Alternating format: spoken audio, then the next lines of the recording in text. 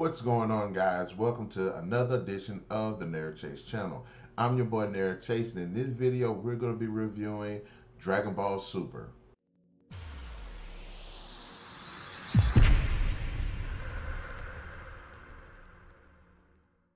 Now, Dragon Ball Super is the follow-up to the Dragon Ball and Dragon Ball Z manga created by Akira Toriyama in 1984, which ran to 1995. The manga ends up picking up from where Toriyama left off as Toyotarou takes over and continues the story of Goku and friends who end up learning about the bigger universe, the multiverse of Dragon Ball Super, where there's gods, angels, and all types of crazy deities. Now, before we continue to view, be sure to hit that like, share, subscribe, and that notification button to get the best of what we got going on this channel. Now, there's a lot to say about Dragon Ball Super. A lot of it good, a lot of it not so good. But how does it follow up to Dragon Ball Z? Now, for those who haven't seen my good, bad, and ugly of Dragon Ball Z yet, Dragon Ball Z is one of my all-time favorite anime. I've enjoyed it. I grew up with it. I grew up with the characters. I love the fights. I think it's an interesting story. There is a lot that Dragon Ball Z did right, and it did usher in anime, especially in the Western world. In fact, it's still one of the top 5 in my opinion. Dragon Ball Super is what Boruto is to the Naruto series. There is the anime, and they definitely have not been able to keep pace with each other. And so there is a lot that's already been established in the anime that was already put into the manga, as well as things being put into the manga that was never made it into the anime. The story, again, is actually pretty interesting. If you want more of a condensed version, I think the manga would be a more direct way of establishing yourself into the story and getting more into it. There are a lot of really interesting aspects to the manga. There are some pretty cool arcs that I think are actually really good. I did like the Goku Black arc. The Moral arc is probably the best one. It's got an interesting villain, it's got an interesting story, it's well paced, and it does have a different feel to it. Also, at this current moment now, they're on the Granola arc, which again is another interesting arc that they have, and probably one of the better arcs in the entire franchise. Vegeta does have a bit more development with his character, especially a very interesting subplot during the Moral Act, which actually revisits some of the events of Z and how it has affected Vegeta, as well as you see him develop as a character. It was one of the strongest moments I've seen in the entire series. Interesting, but I ultimately think the story is actually pretty good. Y'all can't tell me that Goku Beerus fight from Battle of Gods wasn't legit.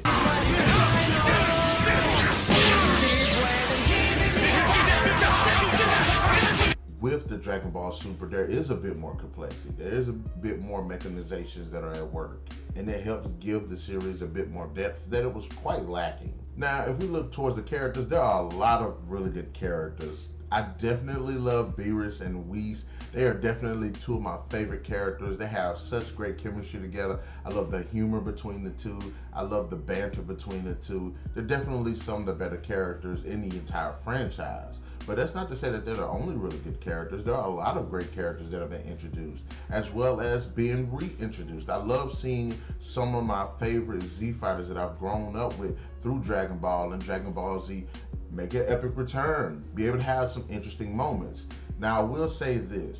If you watch the anime, I think the anime definitely gives them a lot better shine than what the manga does. The Tournament of Power is absolutely awesome in the anime. Yes, it's long, it's drawn out, but I love seeing those characters have those really good moments. One of my other favorite characters in Super was Frieza. I actually liked his character. Other characters from other universes, Jiren is actually a pretty cool character. I like Toppo, I think he's an awesome character. Other Supreme Kais, other Gods of Destruction, like the cast of characters is just straight up awesome. Some pretty interesting, significant, and deep villains in this series as well. The Goku Black arc features an interesting character named Zamasu, and it's interesting seeing his perspective of why he thinks the things that he thinks, why he's going on his mission to do what he's doing. I like Moro, and I can always thank Dragon Ball Z for having really cool characters. One of my biggest problems with the series is for many of the negative aspects of Goku that you've seen in Dragon Ball and Dragon Ball Super, usually if you're a dumb person when you're a kid, typically you wise up. In Super, not so much. Goku definitely takes a nosedive in terms of character development and consistency. And oftentimes it makes for some very stupid decisions, not only in the writing aspect, but for the character. And it makes you very frustrated with him. Just laughably bad decision to potentially get himself killed as well as everybody else killed. When you go back to the Cell Saga and you had the fight between Goku and Cell, and at the end of the fight, Goku ends up giving Cell a Senzu beam, but the reason why he did that was to show and test Gohan's full potential. That made more sense. Yes, it was a bit of a gamble, but it actually showed you his support for his son and his belief in his son. Whereas you see things like that happen in Dragon Ball Super to the point it doesn't make sense why he did it. Now, Vegeta does take a bit of a step back, especially with him being stubborn. At the end of Z, you see him give his respects to Goku, and some of that stubbornness and rivalry does make itself known and featured in Super. And to some aspect, it's cool, especially with the training, but in the other aspects, especially again with large stakes and everything, at this point, Vegeta has learned that there are times him and Goku have to team up to fight a villain, and he gets over that in Z, at least by the end of Z. But in Super, they just bring it back in spades, and it's like, come on. I like the fact that Vegeta does focus on his family, and you do get those tender moments where you actually genuinely see Vegeta caring about his family, Trunks, his daughter, Bulma. You get to see that. But with Goku's family, you don't see almost next to none of that. And at some point you can say, well, because he's a Saiyan, but if Vegeta can overcome that, Goku can too. Just like if there's a villain that's strong enough to kick y'all ass, y'all can overcome y'all petty differences to tag team this dude. I didn't really mind the art style. I thought it was really good. I thought it did carry on well from Toriyama's. It's pretty close. There are some slight differences, some to the character designs, how certain action sequences are presented, the paneling. I will say, I really didn't pay attention to the paneling until the Granola arc. I started noticing that the paneling felt a bit convoluted. There was so much going on, and a lot of it was necessary. I'm all for conversations during fights, but sometimes conversations tend to take over more of the fights, or at least they could have actually had the conversation while they were actually fighting. I could have dealt with that. There are some sequences where you have all of these character reactions and they don't really seem like they contribute anything to the overall story, so they just feel like filler. It does show that there definitely is a difference between Toyotarou and Toriyama in terms of the art style. You could argue that there are some scenes that are copied from Dragon Ball Z. How many different ways can a person take a punch in the face? And I get you can draw from different angles, I suppose. Art style, actually pretty good in my opinion. Now, my biggest problem with the manga is definitely the writing. Had the same issue with the anime. The writing, I feel, is just all over the place. It feels like trash at some points. There are interesting ideas buried beyond the bullshit in this manga, but it's hard to see because of just how bad the writing is. Again, I've already touched on this.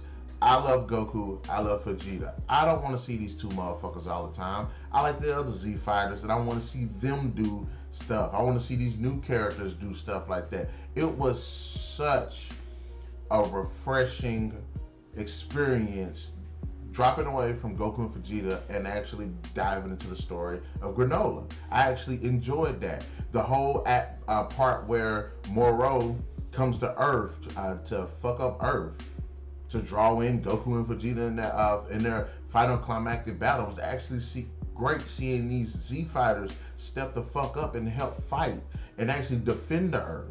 I like stuff like that. I don't want to see Goku and Vegeta sitting here just taking up all of the damn spotlight. It gets annoying. The power scaling is just fucking atrocious. Goku and Vegeta are god level characters, sitting here fighting other characters that are nowhere near as strong as they are, and they're powering up to like God mode, Super Saiyan Blue and stuff like that for no fucking reason. Or if they do, they draw out fights. There is one sequence where Roshi is actually fighting Jiren.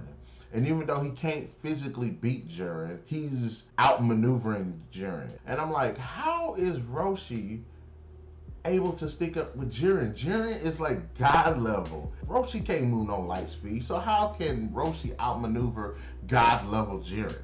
That doesn't make any sense. And then you sit here and you see characters train, and they train for like one day and able to fight God level characters. A lot of the writing choices were just on those two as well. I know the studio had some input on that as well.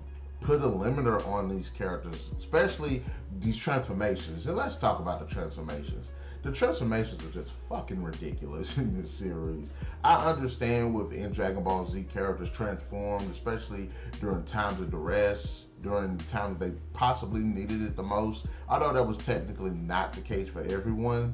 Goku ends up achieving God level. Super Saiyan God, completely irrelevant outside of the first few chapters. Then you got Goku achieving Super Saiyan Blue as well as Vegeta, but then that even gets trumped by Ultra Instinct and Ultra Ego. I wanted to make a video about this, but I'll go ahead and touch on it now. This is my thoughts for those transformations. If you say that Goku and Vegeta end up achieving God mode and it helps them be able to fight on par with these deities and stuff, I'm all for that. I could say that God mode is actually the final form and the ultimate form of Super Saiyan, which that would still allow Super Saiyan 1, 2, and 3 to have some relevance within fights, as is, you know, being a deity shouldn't be an easy thing to achieve. But the Ultra Instinct, which I think is decent technique, and even Roshi was starting to seemingly tap into that. That could have been the ultimate form for the human characters such as Yamcha, Tien, and Krillin, especially with their exposure to God energy, which you do see in Super. That could have been humans' equivalent of the Super Saiyan, while also allowing them to develop new techniques so that way they can compete. What the hell about Super Saiyan Blue? And then the hybrids actually have Super Saiyan Blue. It makes that much more sense. It gives everyone something unique, an interesting power up, and it gives everybody the ability to compete. And I think that would have definitely helped out the fighting, the stories, the character development, because there are a lot of really unique stories in here. The Galaxy Patrol one would have been something awesome had all of the Z Fighters been able to get into it. And that's another thing I'm starting to notice as well. And I was thinking to myself, why the hell do the Z Fighters not consistently train? I'm not saying that they should train every day, but throughout their lives, they've all been hit villainous challenge to the very existence of Earth. Why the hell don't they have periods where they just sit there and train? And not just train in the stupid ways they've been, because obviously they're not efficient enough to keep up with them. Hell, Piccolo trains all the freaking time and can barely do anything. Have anyone ever thought about, I don't know, Piccolo and Vegeta training together? Has anyone thought of utilizing the same methods the Saiyans use to train? Has anyone thought of Whis actually training the other characters? But those are just a few of the writing problems. But ultimately, Dragon Ball Super is decent. It's decent. It could be better. It has a lot of really bad writing decisions, but ultimately, it's still a fun ride. It's great seeing these characters go on these adventures. For the little moments that the characters did have, I really appreciated what the supporting cast of characters were able to bring. It's still a decent direction, and I do hope that they're able to course correct with the Granola arc if they're going to continue the series. Having said that, I'll definitely say Dragon Ball Super gets 3 out of 5.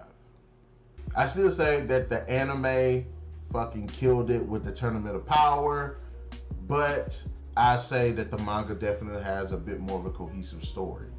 Having said that, guys, in the comment section below, let me know, what do you think of Dragon Ball Super? Do you like it? Do you not like it? Do you like the anime over the manga? Do you like the manga over the anime? And which arc is your favorite arc? And that's including the anime and the manga. Be sure to hit that like, share, subscribe, and the notification button to get the best of what we got going on this channel. And we'll see you guys next weekend.